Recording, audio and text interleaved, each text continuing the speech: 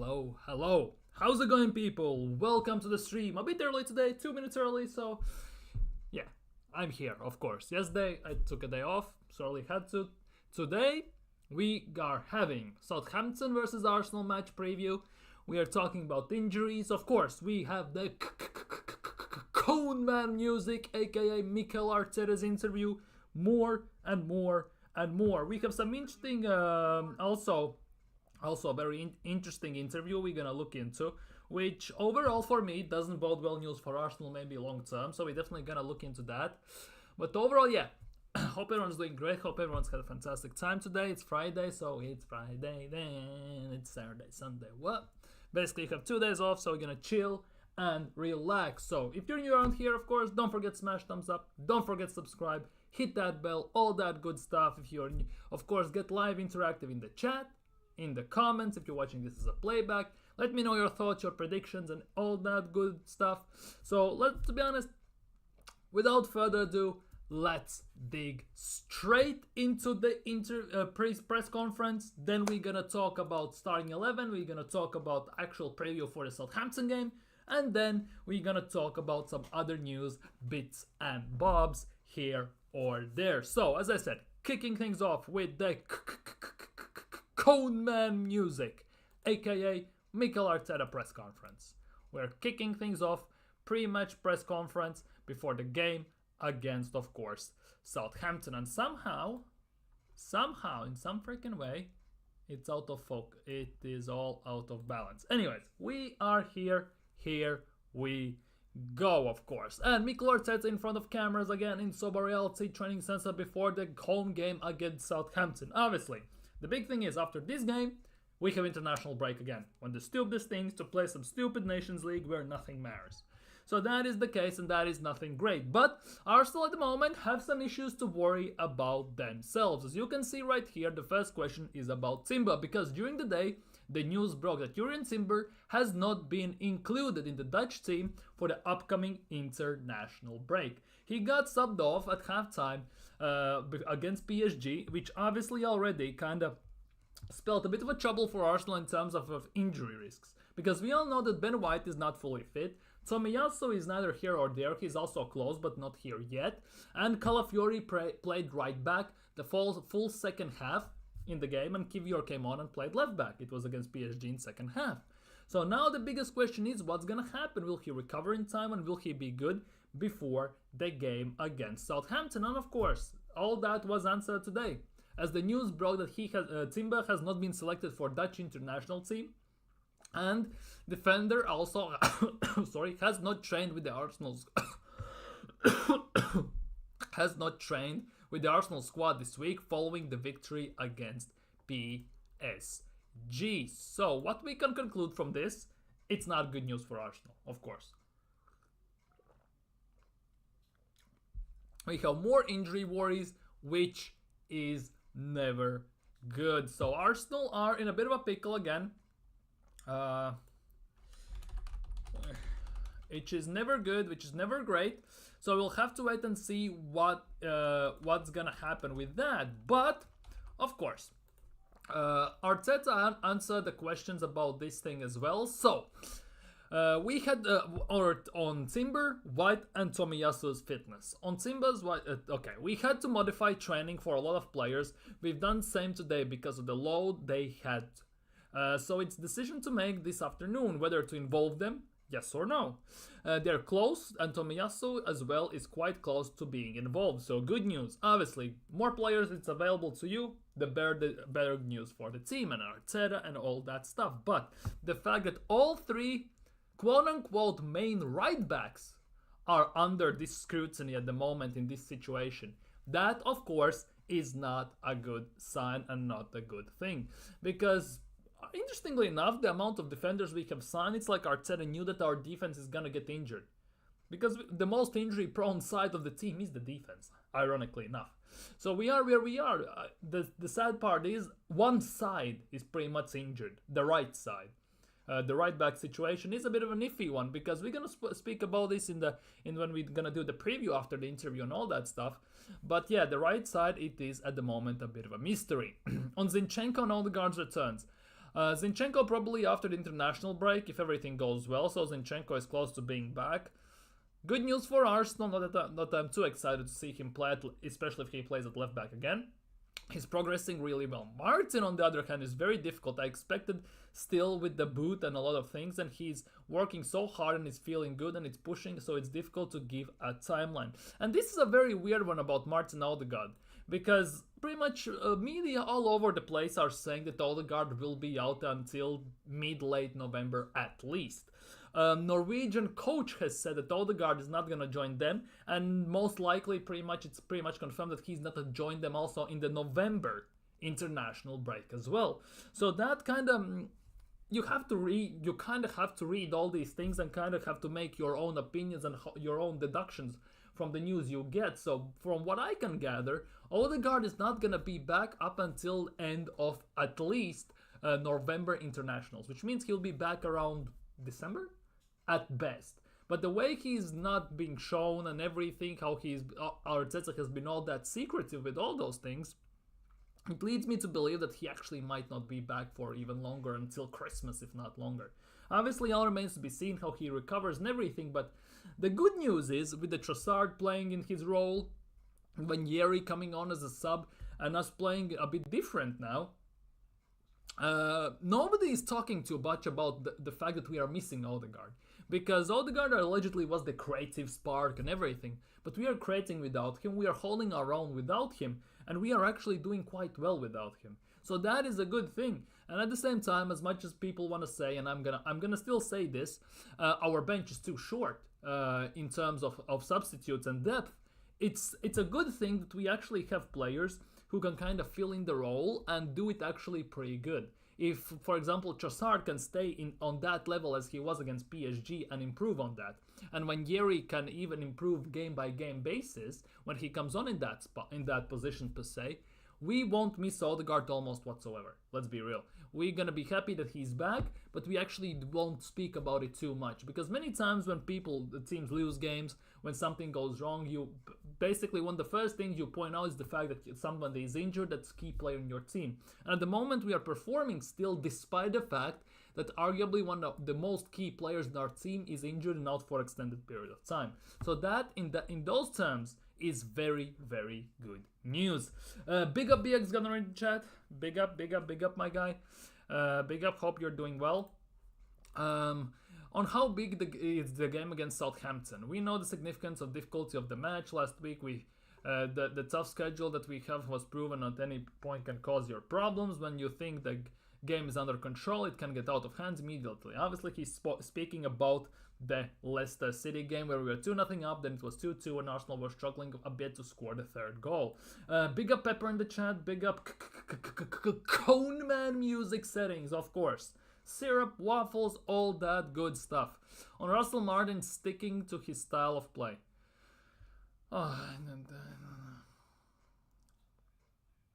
Arguably he could be the first manager to be sacked, I'm not gonna lie. Aaron Ramsdale's return, I called him straight away when I got the news of his transfer and he was really happy. He's a player that we loved a lot, very charismatic, and he really put his fingerprints here on the club the way he was. It will be very good to see him again. You know what? If Arsenal are a so-called dark arts team, right? Arteta has already hired pickpockets, right?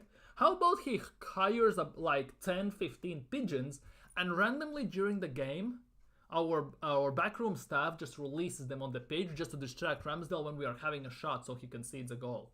That actually could work quite nicely, wouldn't it? That actually could be a nice thing to do. Dark arts, releasing pigeons to distract Ramsdale. That actually could work. On getting his team to feel they can overcome any challenge. That's what we're trying to do. Well, yeah, had difficult fixtures, away games and everything. And to be honest, after these international games, international break, we will have another very tough fixture list. Again, lots of away games with Chelsea, Newcastle, San Siro against Inter Milan and more. On why we are seeing Kai Havertz scoring consistently? Because he's putting the ball in the back of the net. How about that? Like, legitimately, how about the fact that he's actually scoring? First of all, because he's so good, because he wants it so much, and because he's surrounded by great players around him. The fact that he's gone through some difficult moments just made him a better player and a great person, I think. Pretty much it's a straight up politician's answer if you're talking before elections. Just that's basically how it sounds. Stating simple facts, what everyone knows, without saying anything but looking like he's saying something. Genuinely. Utter woke nonsense passing out from the back with championship team. Exactly. That's like basically if you play FIFA or something like that, it's basically like you having a full bronze squad, you're playing against full icon squad, and you think that you with your bronze squad can play the same style you're playing with an icon. It like makes zero sense. Like they are not up to it. They cannot do it. And we all saw also at Arsenal that Ramsdale under pressure doesn't perform that good. He has those mistakes in him, and if you press him hard enough, he will make them more consistently or more consistent basis. And the way Arsenal are playing, we definitely can use that to our advantage. Not even just putting pigeons out, just letting them out on the pitch, just distract them like that, but just by press as well. Havertz is in his bag and enjoying. Exactly. Havertz has found his spot. He has found himself again. He has somewhat found the style of play he needs to play, and he's happy with the style he needs to play. That is the most important thing. Because if you are not happy the way you play, the way you're playing on the pitch, you're never gonna have an output. So Havertz has found his place, his skills, his level, and the style he needs to play to score goals, carry the team, help the team. And that was what he did at Bayer Leverkusen. And now he is starting to find that place, that mindset, and that style again. And that is something that's, whether you like Havertz or not, long term will be a good thing for Arsenal. However, I still think we need to sign a striker in January. That's not change a thing. Yeah, Chelsea killed his confidence, and that is not the first time. Chelsea have, like that, ruined, obviously, Cuadrado, Salah, KDB, here goes also Havertz. Same goes for United. United did the same thing with Memphis Depay, Di Maria, Zlatan, kinda, Falcao as well, although it was a bit second part of his career as well. Those big teams tend to sign players, but they have no interest into using them properly to their advantages, to kind of highlight their strengths and their things that make them who they are, in terms of they just want them to play how they want to play. And if that happens, you basically are ruining the player and stopping his development. Veron and United at United 100%. Exactly, there are loads of those. And ironically enough, specifically United and Chelsea are the prime examples for teams that sign players who basically partially ruin them. They go away and they start to ball out. Those are the two prime teams in Premier League that do that. What Emirates Stadium means to him, it's a huge privilege, cool. Just wish the atmosphere would be better at Emirates, because against PSG it was just, ay Dios mío. On how important the team talk is. All the huddles, expected huddles has gone up. Let's go. I don't think it's very needed. I don't think it's very needed at this level, because we know the quality and the opposition that we face every week in the Premier League. They have seen in the last 2 days what they do, what we have to do against them to earn the right to play at the very aware that it's going to be a very rough match. And to be honest, if you recall 2 seasons ago how we did against Southampton, it could be hell on earth. Now, let's be real. Completely different Southampton team, 100 times weaker, completely different Arsenal team, much more experienced and stronger. So Arsenal should be bearing them like 4-5-0. Let's be real. Let's not get it twisted. They are arguably, Southampton arguably are the worst team in the Premier League. They still haven't won a match. And Arsenal should be steamrolling them. At the same time, we said the same thing about Leicester. We all saw how that went nearly. So it is what it is. Whether it's too early to say who's in the title race. It's way too early. By Christmas, you can start saying those things. When you are like genuinely ankles only deep into the season, let's be real, not gonna happen. On how hard it is to let someone like Ramsdale move on. It is personally, because I was very grateful. Doesn't he mean it is personal? Or am I tripping here? Anyways, moving on. On how the team has evolved without Odegaard. That is an interesting one question for a change. We had to be different. The impact that Martin has in everything we do, it was too big to try and replicate it with one player. Obviously, on many levels, it is impossible. We have players that have qualities similar to Odegaard, or have the same qualities, not just to such a high level. At the same time, you cannot replace him. I might not be the biggest Arsenal fan who likes Odegaard. I think there are quite a few very glaring flaws in his game that he needs to work on. At the same time, you cannot also deny the way he has grown at Arsenal and how he has helped to build up the team. Let's be real. And he is our captain at this moment, and he is one of the reasons why we are where we are. Maybe it took a game or two, but then it started to flow a bit better, but we have found a way. But we still miss him because he's one of the most important players for us, obviously. Saliba's and Gabriel's partnership. Oh, this, to be honest, has been a discussion, not just between Arsenal fans, not just for Arsenal fans in general, but between rivals fans, rivals teams, and their players, because we're going to talk about that in a second. Obviously, they're incredibly important for us, but I think the team has built that consistency to the capacity to win matches because the 11 players are so committed in every phase of play.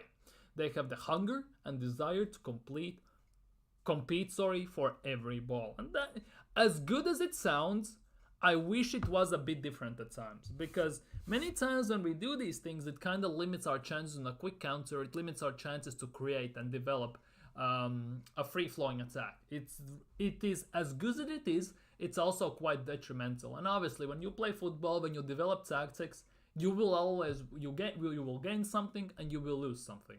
Just depends where and how and by how much. But it is what it is, and that's how football is.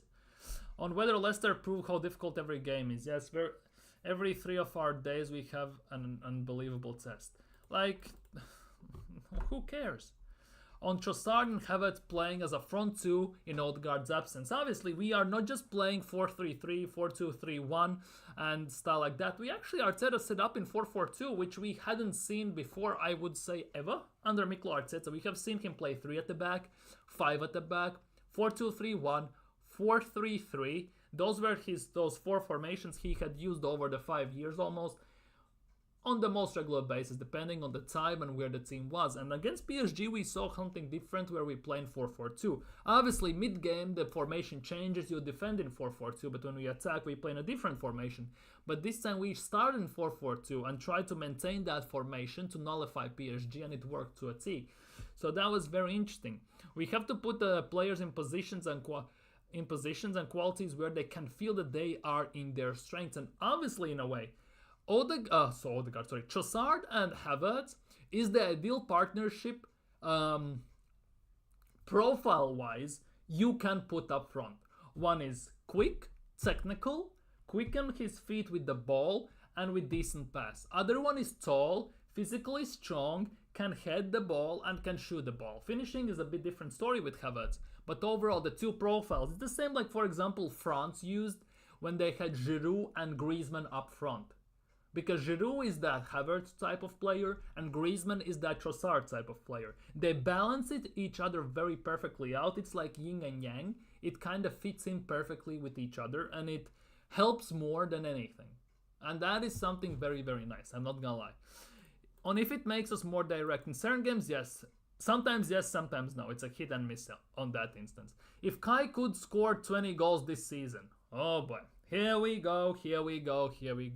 He certainly has all the qualities and he certainly has the ambition to do that. In the end, scoring goals sometimes are very small details and a lot of things have to go for you, but he's got it and his mindset has changed a lot in regards to that. He certainly has the ability to do it, in my opinion. To be honest, Kai Havertz can score 20 goals a season. Either it's season combined or just in Premier League, obviously it's a whole different story. However, the biggest thing is, even if Kai Havertz scores 20, if you will look back at the season he has had, right? He could have easily scored 30-35 goals at the same time if he had better finishing. If his heading ability at times was a bit better. If he actually got the shot off properly, if he actually got a pass from certain player. Obviously, I'm talking about a lot of what ifs, but for me, if Havertz was more consistent in finishing, if he hits 20 goals with his style of finishing, it means that he hasn't still used his full potential. Because if he could be full potential type of player where he can finish actually like a proper bagsman, right? He could score even 30 goals. The way he's moving on the pitch, the runs he makes, the passes he gives, and how he as invades space per se. I don't want to use that term, but if you get what I mean, how that works, he actually could do it. The thing is, he can't. At the moment, the way I see, he cannot score 30 goals a season overall. But he could if he was more consistent in finishing. Because Havertz, he has scored, 7-8 goals this season overall for Arsenal. And if he could finish, like his chances properly, Kai Havertz, I'm not gonna lie, would be on about 13, 14 goals this season, so basically almost double the amount. Because the amount of chances he gets on certain games and the chances he needs to score just one goal sometimes is very frustrating to watch as an Arsenal fan. And especially it's very frustrating when it's a close game, when it's very nervy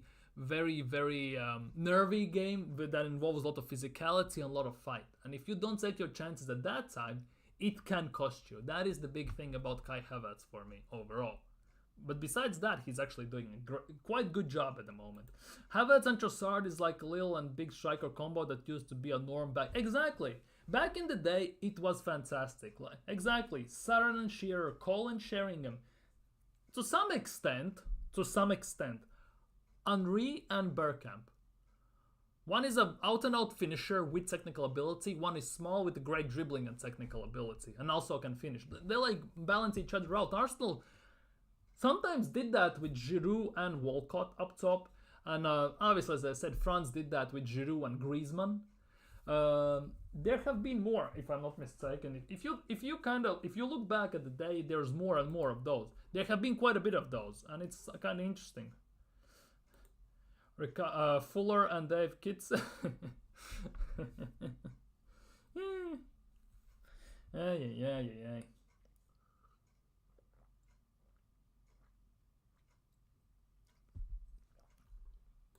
Yeah, that's the thing. Big lumps. Big lumps. Like, for me, the thing is that if you play in 4-4-2, Havertz and Tony Pulis settings. If you play Havertz and Trossard up top, like together in 4-4-2, it's like the perfect balance. Because one has some pros and cons. And on the other player, for example, for Havertz, there are some pros and cons. But for Trossard, what are pros for Havertz are cons for Trossard, but what are cons for Havertz are pros for Trossard. So they balance each other out, and it's actually a very decent partnership at the moment, especially the fact that they can kind of interchange. They both can play in similar positions at times. So it kind of nullifies the fact that, well, we are missing Odegaard. They kind of can cover that spot, and it's actually working to a T. It's more and more evident how it is going, at least.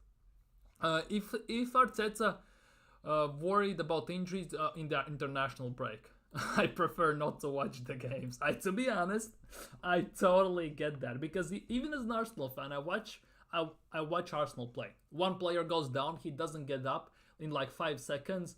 Instantly, first thought, please don't be injured. If I watch international games, first thought when I see someone down from our players, okay, next game is against, for example, Inter Milan away. Oh, if he's injured, we are done. We don't have a replacement. We don't know what to do. We won't have it's instantly like panic settings. I pray that everybody is going to be fine, because the last one was really difficult one to handle in many ways. And last one obviously is Martin Odegaard in this instance. But for this as well, every single time Partey or Tomiyasu go in international break, they come back and one of them is injured for a certain amount of time.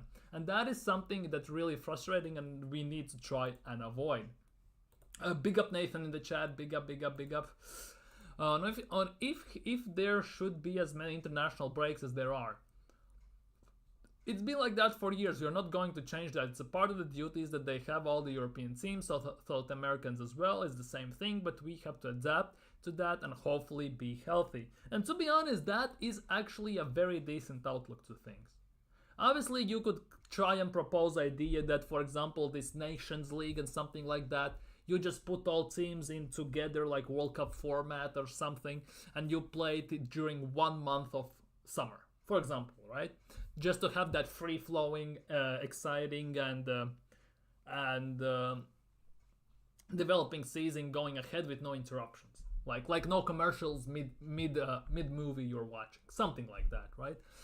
At the same time, it's been like that for years, and that is something I really like from Mikel Arteta. He has said it's been like that for years. You either adapt or you're screwed. It's your choice, basically, at this stage. Obviously, I'm not agreeing with the amount of games players have to play per season or per year overall. At the same time, at the moment, UEFA want all the money they can get, so they are trying to force that on them. So it is what it is. But overall, yeah, it's been like that for years. Only way you can counter that is have a big squad so you can rotate without losing the quality of your team. That is what Man City has, and arguably no other Premier League has to full extent. Only Man City can afford to do that. Although they still, if Haaland gets injured, they need to change a bit their style, and they have to put Foden or someone else at number 9, so it again changes. But overall, at the end of the day, you either adapt or you're screwed. And if he talks to players about their fitness before playing for their countries, first of all, the player has to be healthy to go international teams, but all of them, when I spoke to them, want to be part of that. And it's normal, it's a huge privilege to represent your country, obviously. And to be honest, every single player wants to represent their country. Let's be real. If you are like on fire for your nation and everything, there is that desire for you, no matter what are the circumstances, that you want to represent your country on a national stage. Let's be real. They all want to be involved. They're all their roles, and they don't want to lose, and to understand that as well, obviously, and that is the case. I need a 5+0 win at Southampton. That's the thing. It was something similar like against Leicester. Obviously, Leicester, in my opinion, is better than Southampton. So against Southampton, we should be more secure and we should be bagging goals. We're going to talk about that in a second after the interview. On how pleasing it is to see Thomas Partey settle in the team.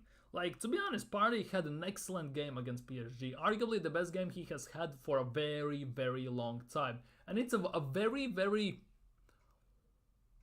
incredible thing what happens to a player when he's not injured for goddamn 3, 4, 5 months every single season. When you get consistent run of games, you get into form, you pick up the pace, your mind gets into that special level mode and everything, when you can do things, it's actually quite incredible.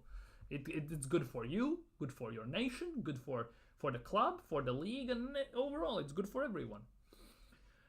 On if he's back to his best now. Not yet, but he can get there if he stays fit. Let's just say that. On if he's playing to earn a new contract. We play him to find our best version, to be the most competitive team that we can be, and try to win every single game. That is a politician's answer if I have ever heard one. He didn't answer this question whatsoever. He spewed out some words by saying something, yet at the same time, he said nothing. So that is the most politician answer you can ever imagine. But yeah, that was the Cone Man music before we get into the starting 11 predictions and all that stuff. Obviously, Arsenal are playing against Southampton, and I really believe that we gonna set up in the same formation we did against PSG. I don't think Arteta will change much unless it will be forced on him, which will be the right back spot that we're gonna talk about in a second, of course. But I think there are some positions that pick themselves, obviously. David Raya, William Saliba, Gabriel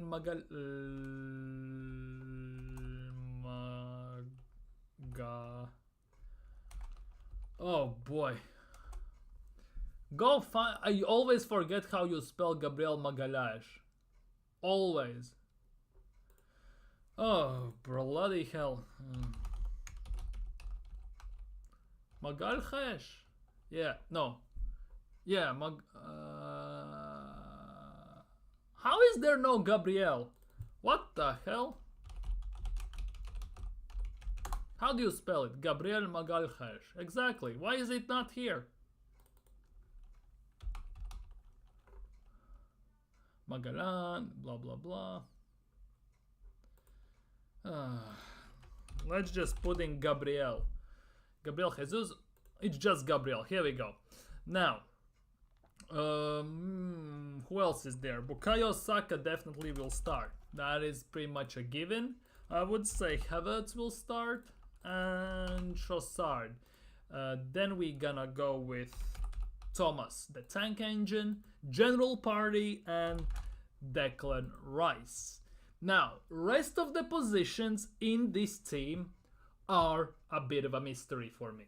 Because the left mid spot, I would say there is a 70 to 80% chance that it will be Gabriel Martinelli.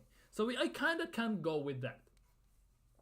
The biggest question mark is who will be our wingbacks? Because at the moment, as Arteta said himself, he still doesn't know if Tomiyasu will be ready, if White will be ready, and if Timber will be ready. Obviously, if Timber is fit, or White is fit, or Tomiyasu is fit, you put him at right back and you put Calafiori as your left back. So in that instance, it's pretty much straight up forward. It's pretty much done and dusted. The thing is though, we don't know that. So at this stage, you have to accept the best case scenario that, for example, so White or Timber are not injured. So you play Timber at right back and you play Calafiori as your left back. At the same time, you need to accept the worst case scenario. The fact that all of our main three right back options are injured and none of them can play. So that means it could come down to this. We play Calafiori there and we play Kivior there. I think that could be the squad we will see tomorrow when we play against Southampton. I don't think Arteta will change much, especially with the international break coming up. And as we all know, I know there are players that are going to international break, but most of them are not. So there's a big chance that they are not going, so they will not definitely as well be too tired and they can relax, recover energy, fitness and everything after the game during international break. So at the end of the day, that means that he could go straight up with this, or he could be cheeky. He could be cheeky. Miles, Lewis, he could do this. He could do this because Skelly came on against PSG. In a way, yes, obviously, Champions League debuts and all that. Before Ranieri, by the way. So this is the big thing. That left back spot is a bit of a mystery because all that depends on who is injured and who is not. Because if Timber, White and Tomiyasu, none of them can play, most likely Calafiori will play right back like he did against PSG in second half, and most likely Kivior will be a left back, obviously. And as Nathan is saying, Skelly does look good. Seriously, Ranieri looks great, Skelly also does look good. So there is a possibility that instead of Kivior, we actually start Skelly. But how wild would that be? That everyone's hyping up Ranieri more than Saka sauce pretty much, yet at the same time, Ranieri doesn't start a single game at the moment, but Skelly does. How wild is that in a way? But also, we cannot forget that Arteta is a madman. Correct? Correct. And if you recall last season, we had something like this going on.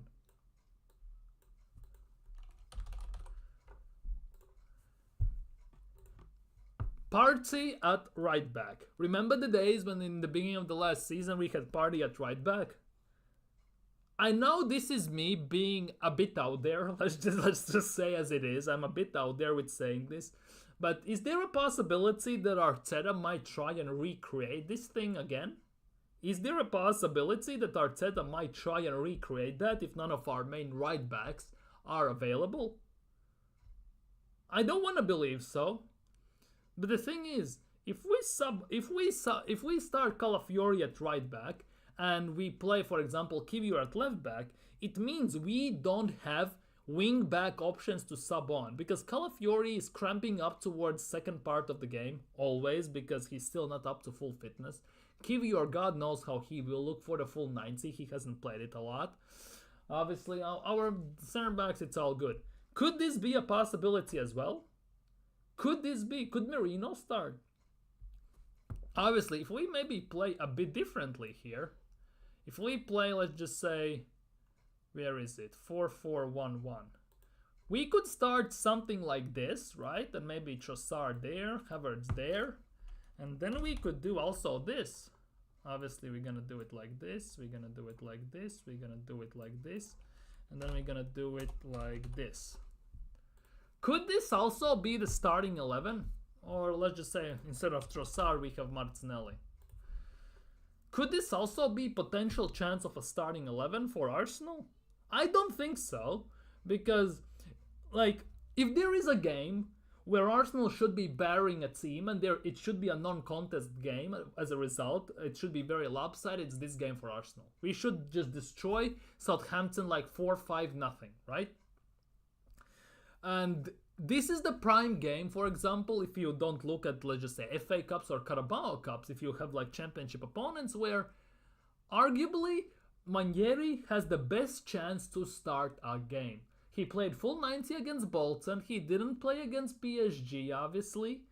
So there is the big question. Could he be starting a game? Because let's be real, I am one of those Arsenal fans who wants to see him start at least one game during the season to see what is what. Because he comes on usually as a sub for the last 10 or 20 minutes at times.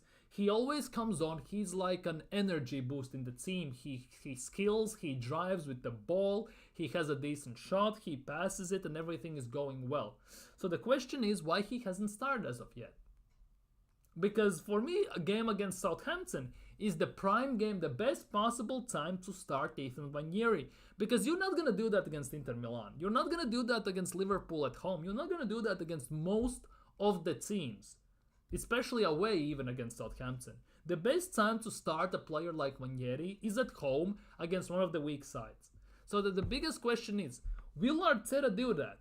That for me is the big question. Would Mikel Arteta actually kind of step outside his control box and maybe try and see different limelight and maybe start Ranieri? Because otherwise, it's pretty much straight up forward that Ethan Ranieri doesn't start. We will start in 4-4-2. And we will start with Trossard up there, and we will have pretty much the same starting 11 we had against PSG. That is the big question. That for me is the big question. Merino needs minutes in his legs before Milan, Newcastle, Liverpool. That is also a big thing. So for me, for example, we played this game, right? Merino doesn't start, right? And we, let's just say, are 2-3-0 up at half time, or around 50th minute. We sub off Partey because he's injury prone.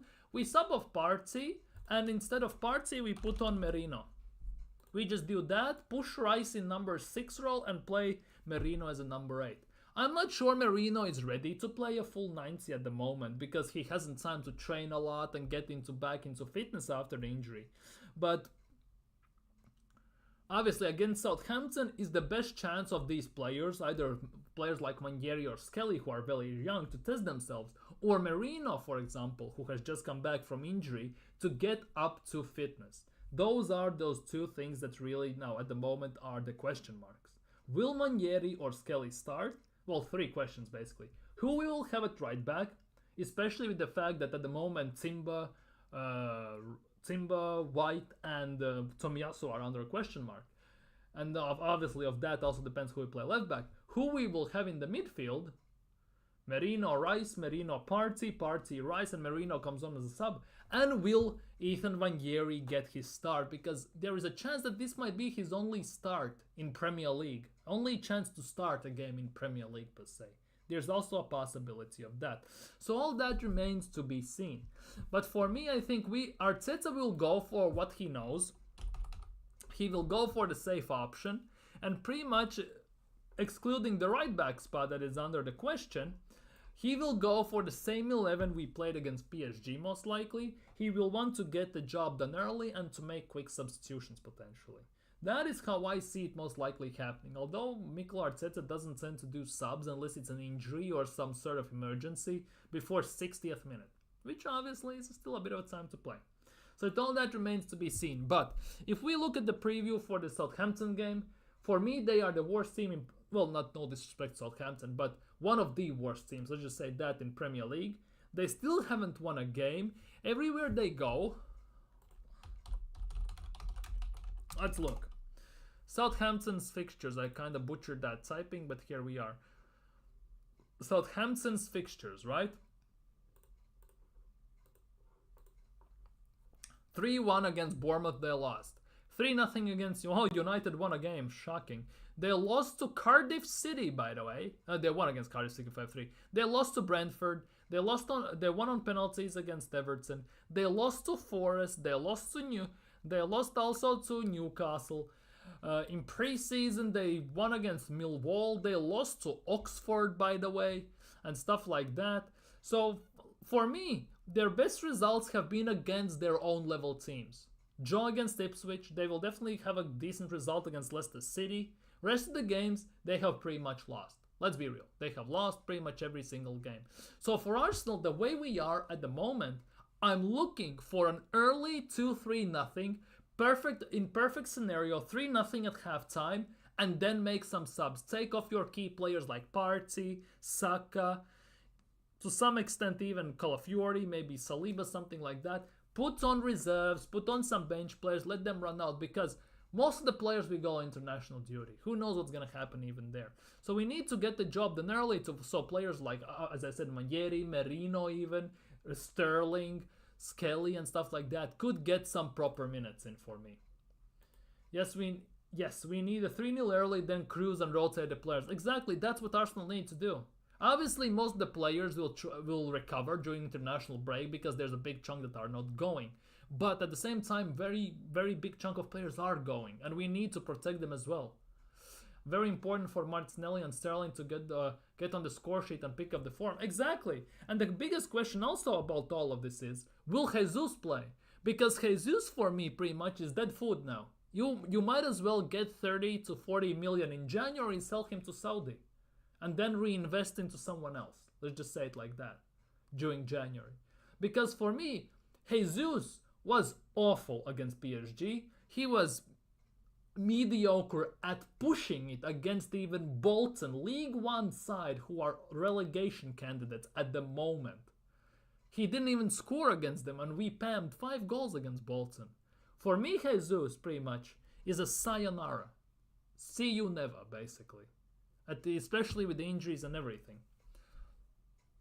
For Arsenal, Jesus, 76 games, 19 goals, 15 assists. Havertz, 16 games, 19 goals, 8 assists. And to be honest, don't forget the fact that about, 17 to 20 games of those 60 games, Havertz played as a number 8 even. So you might as well take those numbers a bit less, because it's a completely different thing when you play as a number 9 or you play as a number 8. So Havertz technically could even had better stats at this stage per se than Jesus. You could also say that. There's also a big argument to be made for that. Jesus has been here this is his 3rd season at Arsenal. 3rd season. And he has played 76 games, which is 38 games. So he has played basically 2 full seasons, excluding all the Champions Leagues, Europa Leagues, Carabao, FA Cups, and all that stuff. How mad is that? He has been injured for the longest time as well. For me, this game against Southampton is pretty much straightforward. You win 4-5-0 no matter what. You score quick 3 goals. You kill the game instantly. You cruise control the whole game. And if you get a chance, you score more. And when the time comes, halftime, 50th, 60th minute, you sub off your best players and give runouts and give game practice, fitness improvements on Merino, Manieri, Miles Lewis-Skelly even, and players like that, the guys who don't get all the time. That is actually kind of wild. Yes, Havertz plays so much football. To be honest, one of the biggest things about Havertz is, and knock on wood as I'm saying this, he hasn't been injured.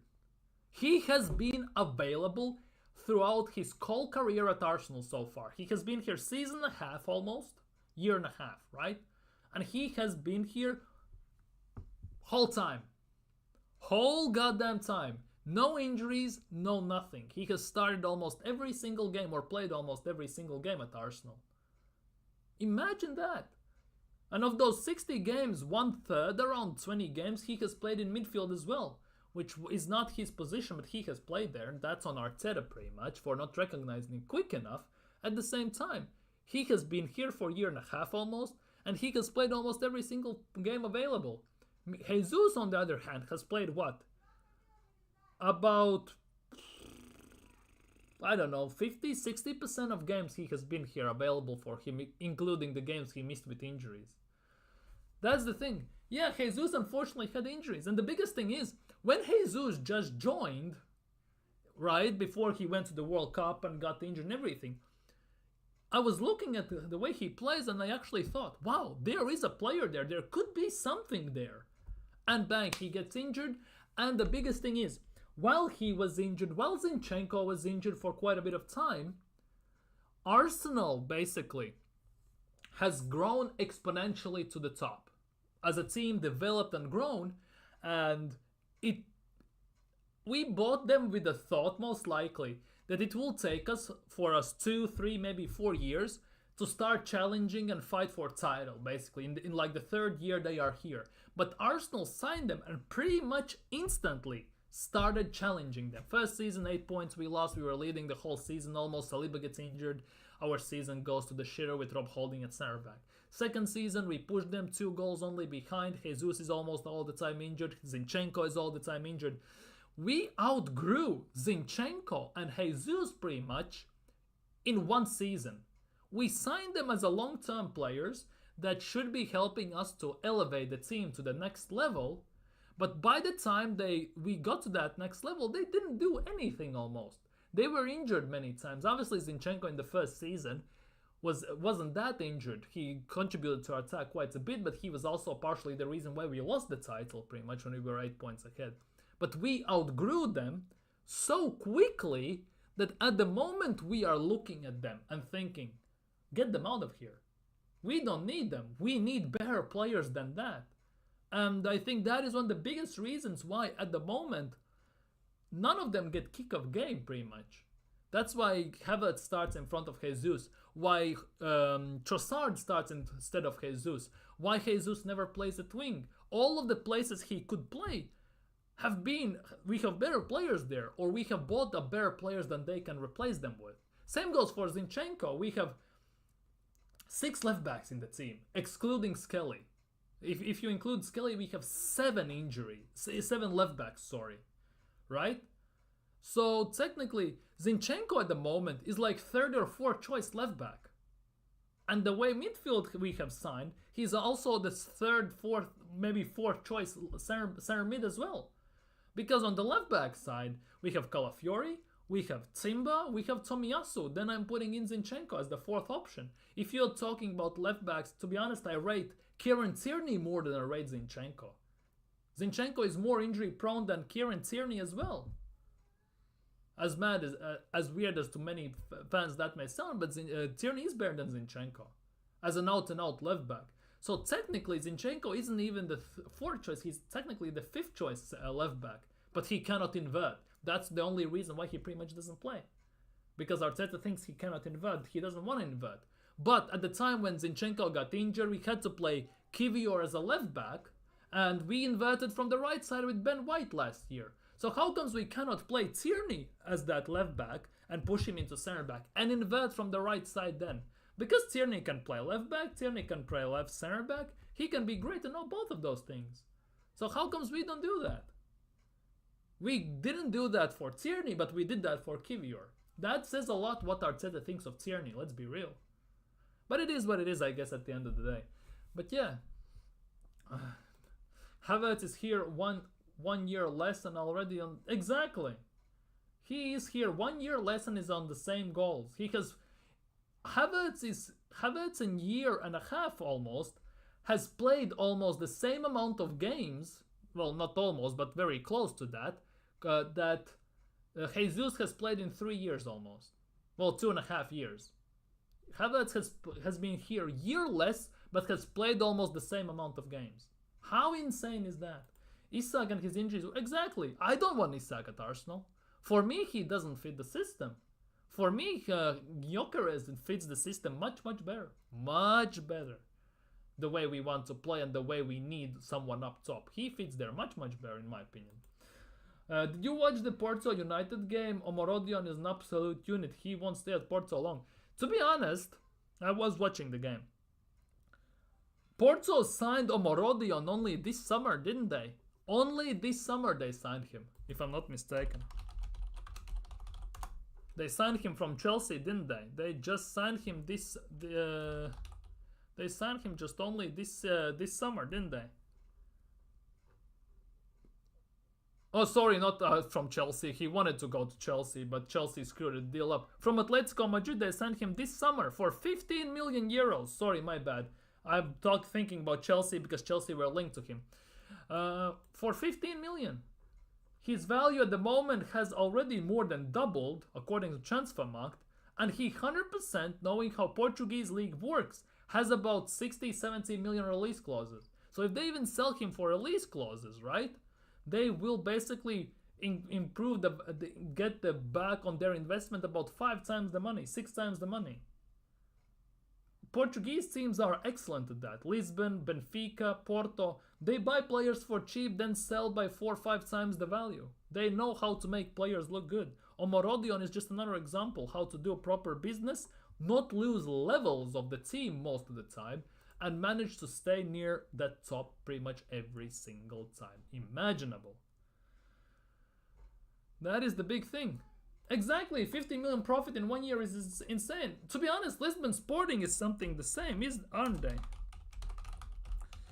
They signed Gyökeres, Lisbon Sporting, last summer from Coventry for 24 million, right? For 24 million they signed him from Coventry last year. Well, year before that. If Arsenal signed him this summer for the value they were asking, like 100 million euros, they would have made 4 times the profit. 70 million profit if Arsenal signed him this summer. 70 million profit compared to what they paid for him. 70 million profit in just 1 year.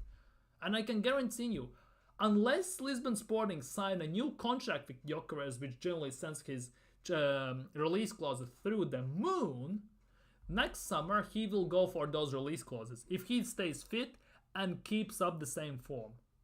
Straight up, nothing more, nothing less. That's the way it is, and most likely will be. Omorodion looked so upset at the draw. Can see he backs himself and wants to play at the exactly. And he's Spanish as well. He should have the ambition because he definitely could get into that Spain team if he performs properly. Or if he doesn't get in, he can play for Nigeria. And Nigeria already has insane attack. If you think about it, Lookman, Osimhen, Victor Moses plays for still plays as bad as it sounds. They have obviously Oyedeji, they have Ndidi. They have a very good team, to be honest, Nigeria. The goalkeeper situation sucks, I'm not gonna lie. But overall, the rest of the team is very, very decent. Seriously.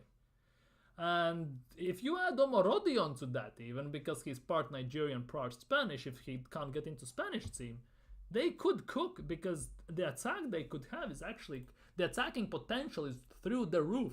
Defensive part is the bit that's letting them down.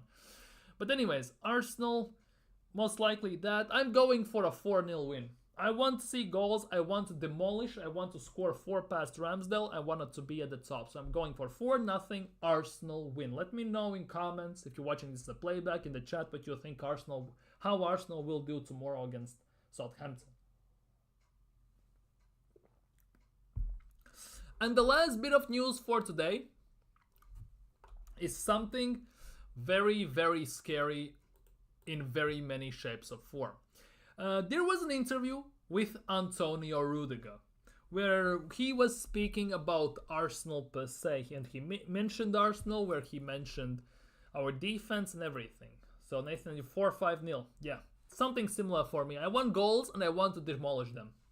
Release pigeons on the pitch to distract Ramsdale, score from the center circle, do what you have to do. Get at least 4 goals. Anyways, Rudiger was saying that if you see Arsenal, the 2 center backs are the pillar of the transformation. You have the Gabriel, the aggressive leader, and Saliba. This brother plays clean. You have to give it to him. He looks like a silent leader. Now, and it was followed up by this. If you had to sign a center back, then who? Tony Rudiger. I say William Saliba. I'm very happy, Militao, but there has been so many games, so we would rotate. So to have Saliba, it would be great.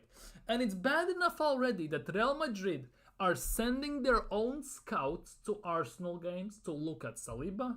Gabriel to a bit smaller extent, but they are looking at Saliba at North London Derby in Champions League against PSG, I think it was, or something, or there was another game, either it was maybe it was Man City game, I'm mixing it up. There was another game where they sent their scouts, right? And now even Antonio Rudiger is saying that he would love for Saliba to join Real Madrid.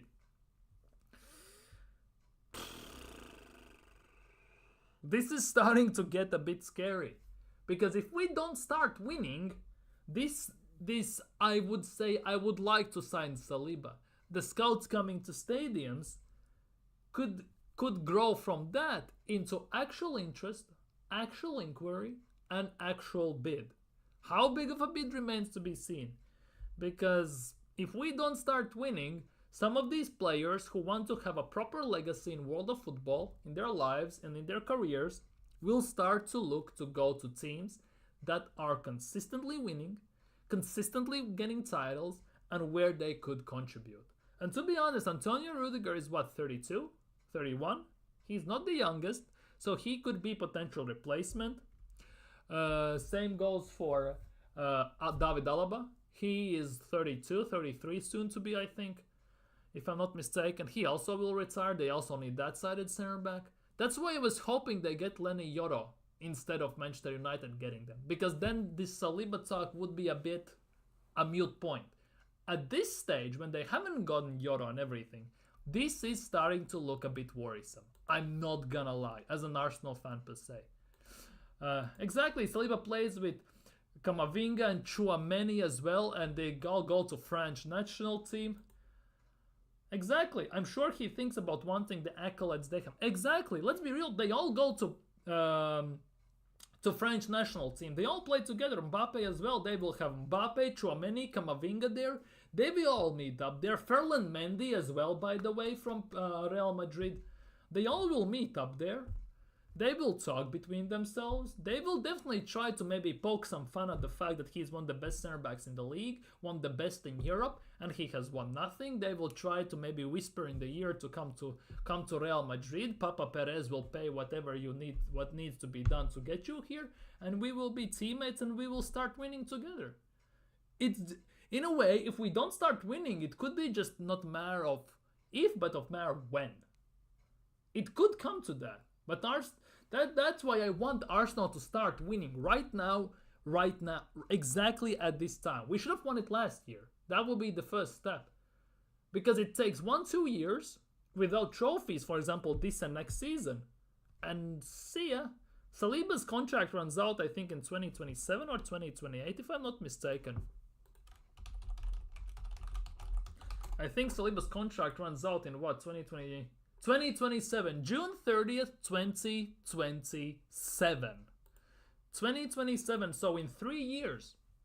Which means if we don't win it this year, if we don't win it next year, 1 year left on the contract. And you know what that means? They can sign him as a free agent in January. They can just say, don't resign, we're gonna take you on free. That is many ways how PSG have signed big players, how Real Madrid have signed big players. They haven't paid them anything. They signed Mbappe technically as a free agent. They signed Rudiger as a free agent. They have signed quite a bit of players as free agents. They haven't paid them per se as a transfer value. So it could get to a squeaky bum time per se at some point if we keep not winning. Because it won't just be Saliba. Because there are reports that PSG are looking at Saliba. And the way we played against PSG in Champions League, Saliba looks like a prime candidate to play for PSG, especially since they're a French team. PSG were looking also at Gabriel. 100% teams are looking at maybe even Timber. Maybe some teams are looking at, in this instance, maybe Premier League or maybe Atletico Madrid and stuff like that might be looking at Martinelli. Maybe someone is looking at, I don't know, who else is there? Saudi teams already were putting in bids for Trossard, so who knows what's going to happen with that. Maybe even Saka might leave, although I don't think so, but at some point if we don't start winning, it also could be a thing. These things slowly but steadily creep up on you, and when you least expect it, and you're too late. One snap of the fingers and you're too late. And it could be genuinely not a matter of if, but just a matter of when. So if Arsenal don't start winning, it could be curtains for Arsenal, if you actually think about it. But anyways, guys, I think on that note, I will end it here.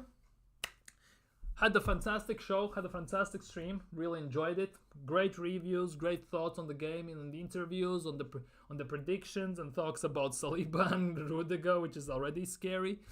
So definitely, you have been freaking fantastic, and if you're new around here, don't forget smash thumbs up, don't forget subscribe, hit that bell and all that good stuff. Watching this as a playback, leave down in comments below your predictions for the game. Do you think there's a possibility that Saliba might move to Real Madrid if we don't start winning things right now? And yeah, what are your expectations from Southampton game? Leave that all down in comments below. Who would you play at right back if Timber, White, and Tomiyasu are not available? Who would you play at right back and left back? Leave that down in comments below. Take care, stay safe, and see you all tomorrow for a game review, match reaction, and all that good stuff. Big up everyone. Big up Nathan in the chat. Big up BX Gunner, Pepper in the chat. Big up everyone.